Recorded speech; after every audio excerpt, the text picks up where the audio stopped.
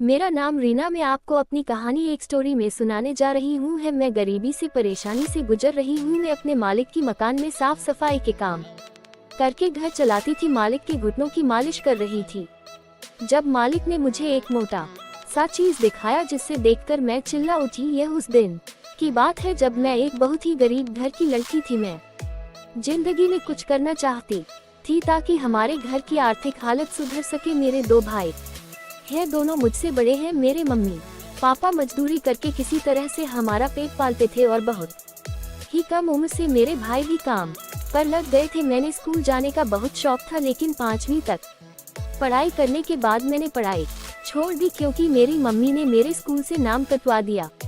मैंने मम्मी से कहा था कि अगर मैं पढ़ लिख जाऊंगी तो हमारी हालत सुधर सकती है, लेकिन मेरी मम्मी ने मेरी एक ना सुनी और 15 साल की उम्र में उन्होंने मुझे एक घर पर काम पर लगा दिया था। मैं जवान हो रही थी और मेरे मालिक के घर पर मेरे 55 साल के बूढ़े मालिक उनके बेटे बहू और पोते के साथ रहते थे। उनका पोता 18 साल का था, उसका नाम रवि था। वह मुझसे बस 3 साल का बड़ा था। कभी कभी मैं उसके साथ बात करती तो रवि की माँ गुस्सा हो जाती और कहती कि यह तो काम वाली है रवि, तुम इससे दूर रहा करो। पर फिर भी जब भी मौका मिलता रवि मुझसे बात करता। उसने मुझसे पूछा था कि तुम इतनी कम उम्र में पढ़ाई छोड़कर हमारे घर पर काम करने क्यों आए हो। मैंने कहा कि हम बहुत गरीब हैं और मेरी मम्मी ने मुझे यहाँ पर काम पर लगा दिया। मेरा काम मेरे मालिक की सेवा करना था। मैं दिन भर इसी घर पर 3 साल तक काम करती रही। सब ठीक चल रहा था, लेकिन अब मैं जवान होने लगी थी। मेरा शरीर निखरने लगा था और मेरे अंदर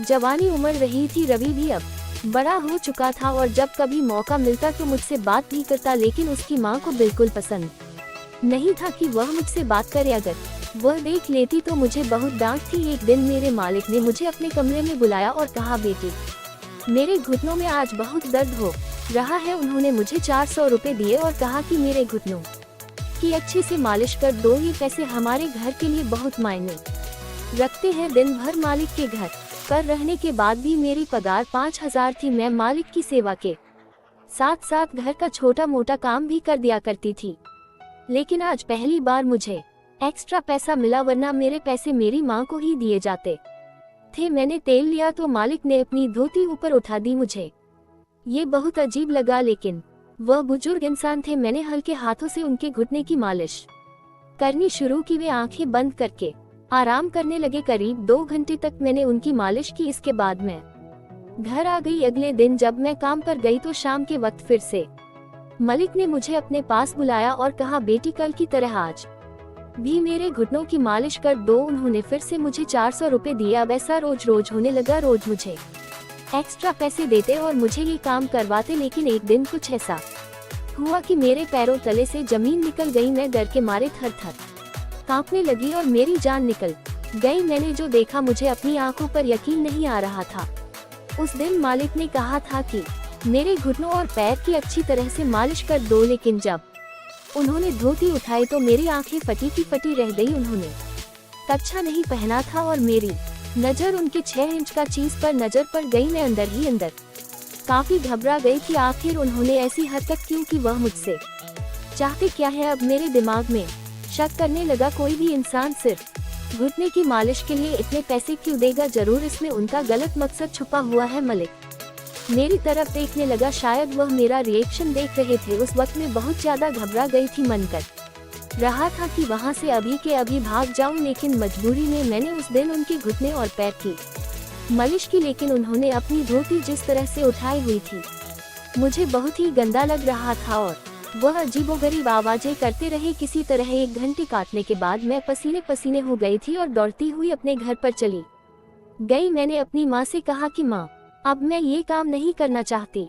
मैं रोने लगी थी। मेरी माँ ने कहा, इस घर में रहना है तो सबको काम करना पड़ेगा। ऐसा नहीं था कि हम बहुत गरीब थे, क्योंकि हम 5 काम करते थे और हमारे घर पर टीवी फ्रिज सब कुछ था। हमें नीचे जमीन पर नहीं सोना पड़ता था, क्योंकि हम 5 की कमाई को जोड़कर हमारा घर अच्छे से चल जाता था। फिर भी मेरी माँ और पापा का लालच खत्म ही नहीं होता। मैं उन्हें बता नहीं पाई कि आज मेरे साथ क्या हुआ और अब मैं इस बात से डरकर काम ढूंढने लगी थी। मुझे जो भी काम मिल जाएगा, मैं कर लूंगी, लेकिन मैं मलिक के पास अब नहीं जाऊंगी। लेकिन अचानक ही रास्ते में मुझे रवि मिल गया और उसने मुझसे पूछा, तुम 2 दिनों से काम पर क्यों नहीं आए? मैं पिछले 3 सालों से रवि को जानती हूँ और उसे अपना अच्छा दोस्त मानती हूँ। मैंने कहा, रवि मैं अब वहाँ काम नहीं करना चाहती, मैं दूसरे काम की तलाश कर रही हूँ। लेकिन मेरी माँ को इस बारे में मालूम नहीं है, वरना वह मुझे डांटेगी। मेरी बात सुनकर राजू चौंक गया और कहा, आखिर क्या बात है, मुझे खुलकर बताओ